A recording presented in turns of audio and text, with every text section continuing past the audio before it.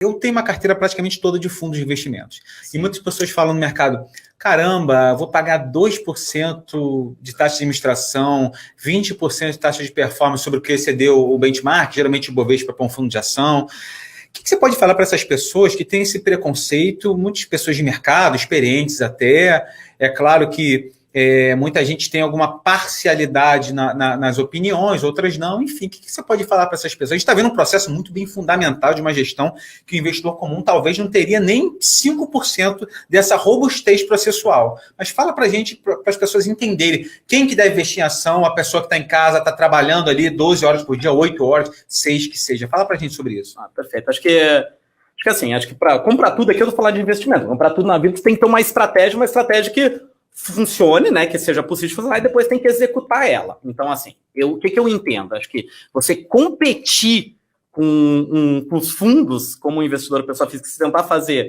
competir em termos informacionais, acho que é uma estratégia muito difícil de você conseguir trabalhando. Acho que dá para investir como pessoa física diretamente em ações, acho que dá. A gente tem bons exemplos de pessoas que investem e ganham dinheiro, mas você tem que ter uma estratégia consistente, que inclui você ter informação de qualidade, então, né, você tem acesso às informações aqui, não tá aqui, mas vocês podem comentar aqui, eu sei que o Daniel faz isso, e tem muita gente que faz, algumas pessoas fazem com qualidade, outras fazem com menos qualidade, então acho que você tem que se cercar de informações proprietárias diretas, analisar diretamente, e se cercar de pessoas que têm informações que te ajudam. E aí você tem que ter uma estratégia que, na minha visão, é viável. O que é uma estratégia viável? Sua estratégia, se você trabalha 12 horas por dia, você vai dedicar talvez algumas horas no fim do dia ou no final de semana, você tem que ser uma estratégia que seja consistente com isso. Ou seja, ela não pode depender das informações que acontecem no meio do dia. Você não pode ter uma informação que... Você tem que ter uma estratégia de médio prazo ou longo prazo que você consiga ali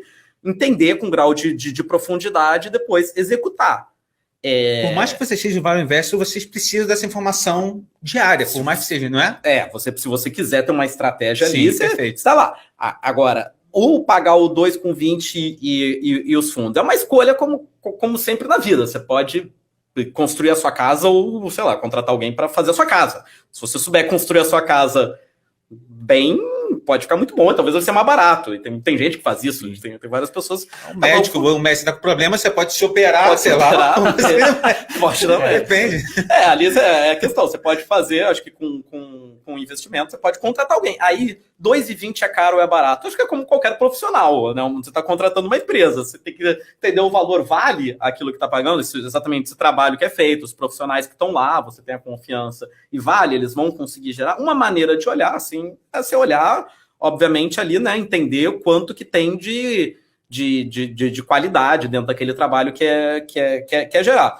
Eu acho que às vezes o que eu acho que é difícil, assim, o difícil é você tentar competir na mesma arena exatamente com alguém que não tá. Então, assim, acho que você vai ser um investidor, pessoa física que vai investir diretamente, você tem que ter uma estratégia que seja consistente com isso. E também nada impede, especialmente se estiver começando, às vezes pode ser uma estratégia de você, nunca investir diretamente. Por que você não separa talvez um pedacinho para você investir diretamente? Boa.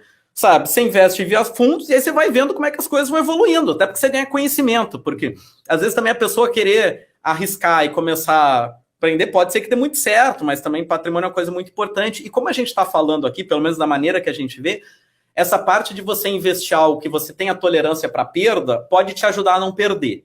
Por quê? Como a gente está falando, talvez a gente seja um caso um pouco mais extremo com isso, mas a gente falou, a gente como velho investor a gente fica feliz, na verdade, quando tá caindo, que nos dá oportunidade. Mas isso é muito difícil para uma pessoa física que está com uma grande parte do seu patrimônio. Então, será que ela vai conseguir tomar as decisões racionais se ela estiver comprometida com uma grande parte do patrimônio dela antes dela consolidar uma estratégia de investimento que ela executou há muito tempo, que ela sabe que funciona? Ou talvez, quando começar a cair muito, ela vai dizer, ai, meu Deus do céu, caiu, tô errado, vou vender.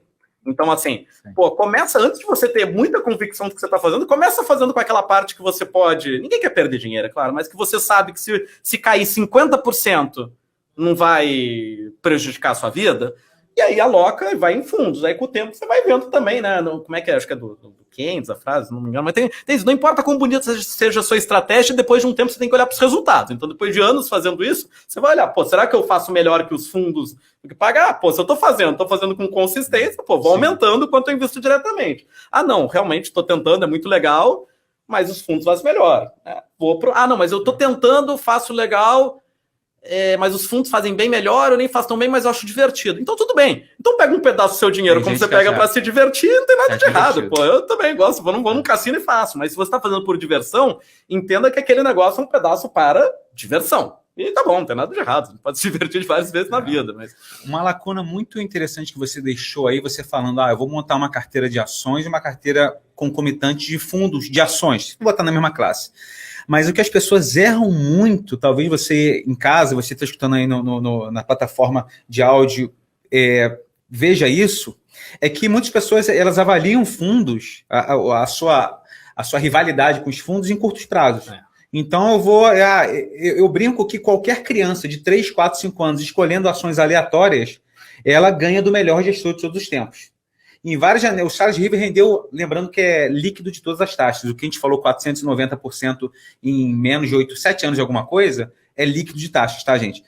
Mas as pessoas, em vários momentos, uma pessoa amadora ganhou de uma cota que rendeu tanto nesse período, do Warren Buffett, de vários investidores profissionais. Então, quando você olha em janelas de 2 meses, 3 meses, 6 meses, 1 ano, cara, qualquer pessoa com conhecimento zero ganha do melhor gestor do mundo. Quando você olha em janelas largas, 3 anos, 5 anos, 10 anos, a coisa muda de figura.